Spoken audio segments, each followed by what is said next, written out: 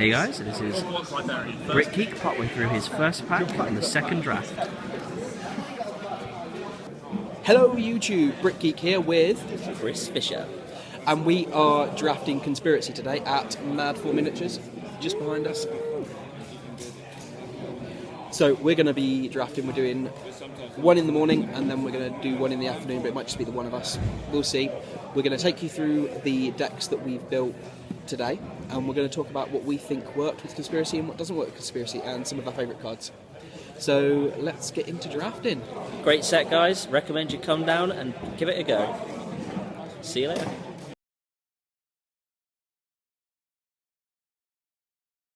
Conspiracy was launched yesterday? Yes. Yeah, Friday. The 6th of June? Cool. Yeah, that's right, isn't it? Have you had many people playing? Well, we did a Friday night draft. We got 8 for that one. Kind of low, but we're blaming it on World Cornwall show. Because that was sort of happening, so people were there and some people couldn't get here. But everyone that played was really keen to play again. Some turned up today, play on the Saturday, so that was kind of cool. We've done 2 today, and we've got plenty of boxes to do in lots more time. So, I'm hoping to get a go myself this Friday coming. So. Are there any cards that people have been talking about that are real tools? Foil Brainstorm, you know, who doesn't want a Foil Brainstorm? Also Exploration, Stifles, things like that. I'm hoping to pull some Stifles myself, just for my decks and that sort of thing. Cool. And what's the kind of flavours that's been winning? Well, we had Red Black from Paul on the Friday night, and then there was a mixture today, I believe. I think you won yourself with a green. Green mana ramp. Yeah. Sort of, and then one with a fog. Yes. Yeah. Yeah. Fog for the win, man. Always. Yeah, can't go wrong with that. So yeah, it's been a nice mix. Lots of the Conspiracy cards getting used.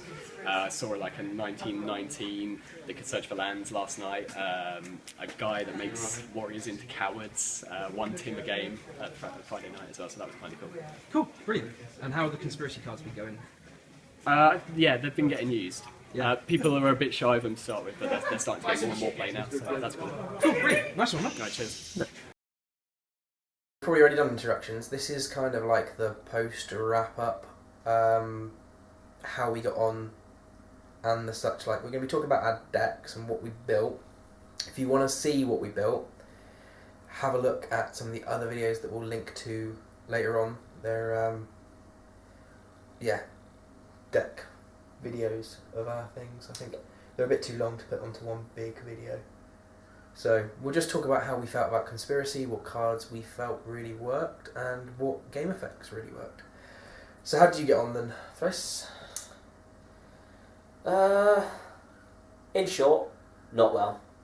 You'll see when I talk about my deck that I had a strong thematic idea I went for. Didn't pan out very well. Lack of evasion for my own creatures, lack of a way to stop the evasion of my opponent's creatures, and quite frankly a lack of what actually made Conspiracy fun. I didn't pick much of it. Not a lot of it came around to me, to be honest anyway, but quite frankly my picks were bad. The game itself, great fun. Highly recommend people get involved in Conspiracy. It's a great way to mix up the draft format. The fact that it has cards that interact directly with the drafting stage itself is nice, and it's not something I've ever heard of another TCG doing. That's, just as far as I know. But yeah, I think definitely play. Give it a go. Cool. Yeah. I mean, I played the first game that I played. I went alright. It was a red-white, so Boris. Yeah. That basic deck. There wasn't enough burn in there for my liking, but the main idea of the deck was based on one card that I had 4 of, and when I take you through the deck I'll explain how, but basically first swing it's a 3/3 for a 2-drop, keeps on increasing using one of the lovely game dynamics that we'll talk about in a minute. Second game I went green. I am a green player. I'm not going to apologise for it. I like big, fat creatures. I like ramping into lots of mana and doing lots of things and boring my opponents by going, right, I just do this and that and this and this. So it went quite well for me actually, second time round. First time round, everybody was in it until the penultimate turn. Then one person swung, killed 2 of us, and then on the backswing he died. So it was all over really quickly. Everyone was in it in the end. We had a lot of fun. We had board wipe and we had board return. Did you see that card that return? You vote on it, so we'll get onto the voting system in a bit. But you can return all the creature cards from your discard pile onto the battlefield.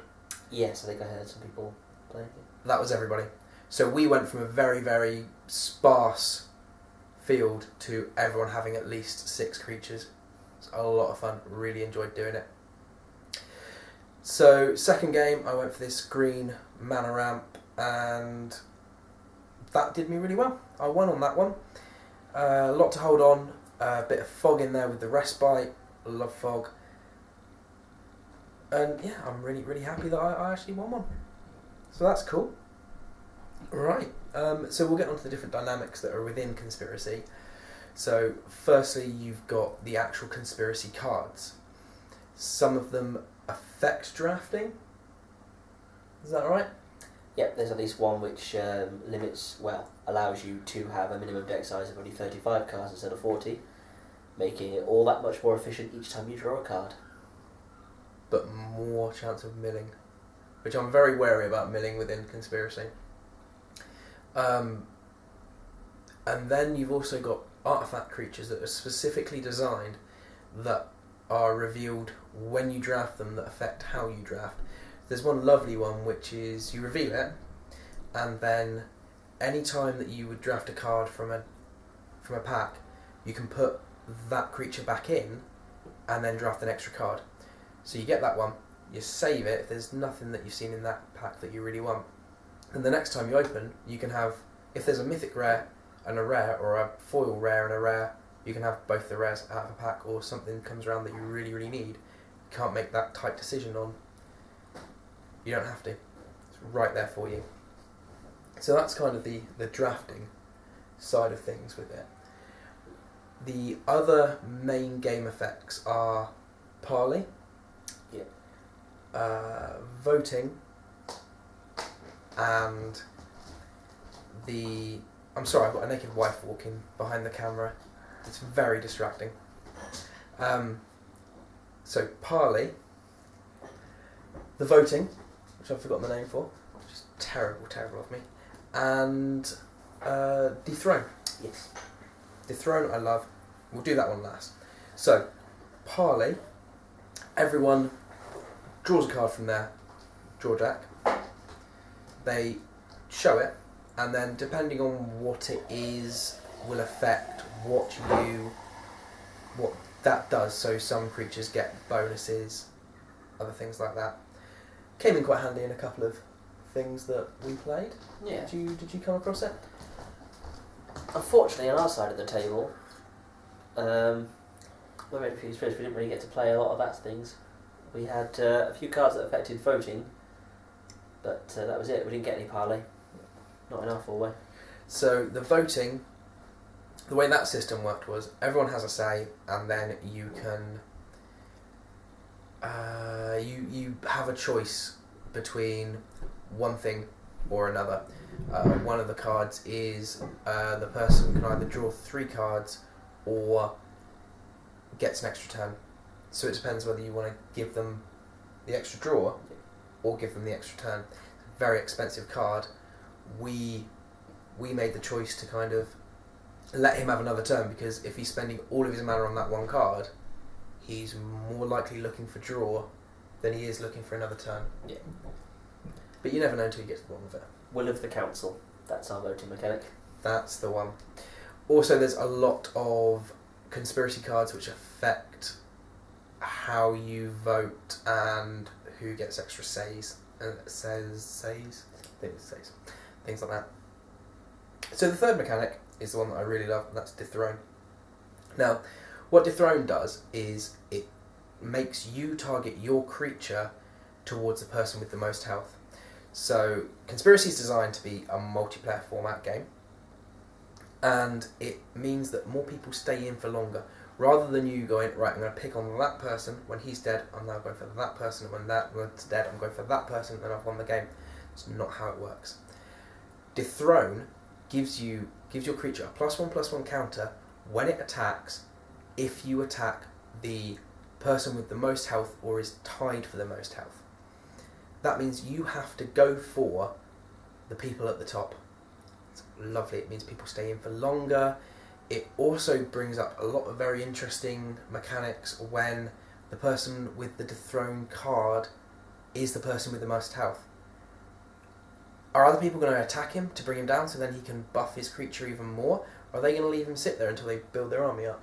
It's a really, really nice mechanic. It is a nice mechanic. It's one that I would have liked to have played myself. The +1/+1 counters on tapping, not on dealing combat damage, is a very nice addition, because your creature is immediately buffed, and a lot of them had effects like your red one, which came with first strike as well, making it very difficult to block in the first place, let alone once it's got extra counters on it. But the nice side is, of course, if you've got a little creature with lots of +1/+1 counters in it, you very quickly become a target. So nice to whittle down your opponents to give it the +1/+1 counters, and as you say, it then makes people think, do we make him the target? Do we hit him? Is he the one with this big beefy creature? Or she? Or... yeah, I approve. A lot of the mechanics seem to be about thinking. Okay. So, basically, I think that's... we need to actually talk about the conspiracy cards, which is the main point of the deck. Yes. Yeah, very important. So it's conspiracy cards don't count towards your deck size. It's something very important to remember. They get played before anything else. Start in your command zone. Yeah. Some of them are hidden, only known to you. Some of them are revealed. Now, the hidden ones generally have you having to name something. What we did, and what I'm assuming a lot of places have done, is said, right, use sticky labels or something so that you can say what it is before you reveal it. So it saves people going, oh yes, I wanted it to be and look, I've got one. Could be open to a bit of cheating, but I mean, hopefully if you're playing Conspiracy, you're really there for a laugh. You're not there to competitively draft, because I don't see it being... It's definitely for a lot of... it's aimed at having as much fun as you can with the drafting format. And it's just, definitely best to have something where you can establish straight away, that's what I've picked. And quite frankly, if you've drafted the Conspiracy card, you've probably drafted cards with it in mind anyway. So before you play the game, that's what you're going to put down anyway. One very nice one was... is it a Conspiracy card? Or was it one of the construct artifact creatures? You can introduce another booster pack from another set into the draft. One of the little artifact creatures. That was one of the artifact creatures. So we've talked about these artifact creatures, but one of them allows you to introduce another set booster from anywhere into it. And we had Avacyn Restored. That's what we had in. Yeah.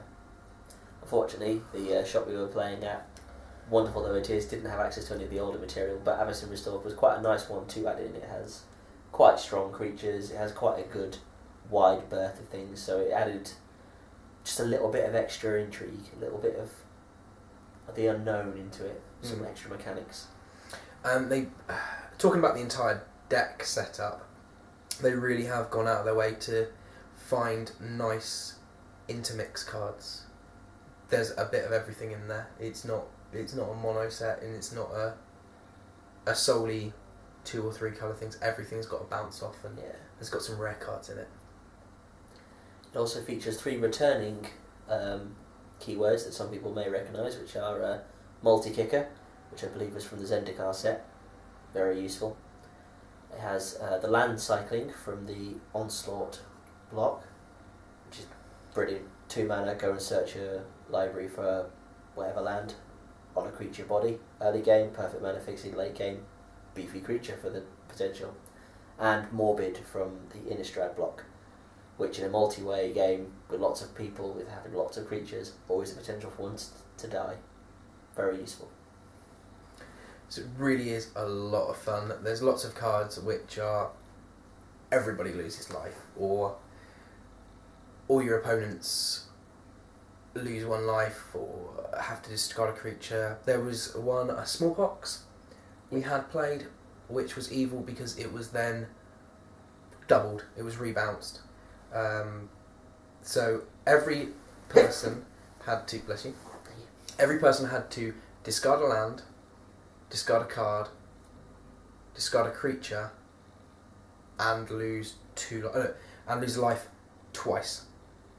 That was just, yeah, that was upsetting and very, very rude. I wish I'd seen Smallpox come round. I love that card. I love it. So yeah, there's a lot of fun in there. Like black. So how about I want to say what's the word I'm looking for? Longevity within the set. How do you feel? Well, I think as we were discussing, and as Vini, the owner of the shop, Mac Miniatures, pointed out, perfect example for cubing. I think it's something that you can just get your friends round, mix up the boosters that you've opened, and just play it again and again. Because might be the same cards in the set, but the conspiracy cards themselves ensure that you'll have an incredibly different time each go round. Especially if you're doing things like adding random boosters into it from other sets, or opening other people's packs before they get to open them, seeing what was coming up next yourself, picking 2 cards from one lot. It's got the potential, and the majority of the cards are legal in Vintage. I can't remember if they're legal in Legacy as well, but definitely Vintage. And although you probably wouldn't necessarily play a lot of them competitively in Vintage, it still is something potential there. But also in casual games, there's a lot of really good spells in there. Things like Stifle that you would use competitively. Foil Brainstorms, you use Brainstorm, foil or otherwise competitively in all forms. And just... Fact or fiction? Yeah, there's a lot of good cards in there that work perfectly within the bounds of Conspiracy, but you can play them outside if you particularly want to. And nothing's excessively overpowered. No. Because it reminds me of the Unglued and Unhinged set. And I wouldn't be surprised if we get a third next year. Because it's just got a feeling of fun. Yeah, it was really, really good to play. Great fun. Definitely some cards in there that people will be fighting over. But also, cube-wise, definitely worth it. I would say if you've got a group of you, if you've got a collective, you like playing a bit of Magic, and you can't really afford to draft every week, invest in this, cube it, everyone chuck in £1 every time you play, and then you'll soon have enough to pay it back, and it's well worth it. Alright guys, well, that was our experience of drafting Conspiracy. We think we're probably going to go back and do some more. Yeah, definitely. I'll give it another go. And yeah, we've just got a few words from Vini from the day. We've got some shots of me drafting, so that's going to be tacked on the end of this video. We've also got other videos which we will figure out how to link, I hope. I don't know.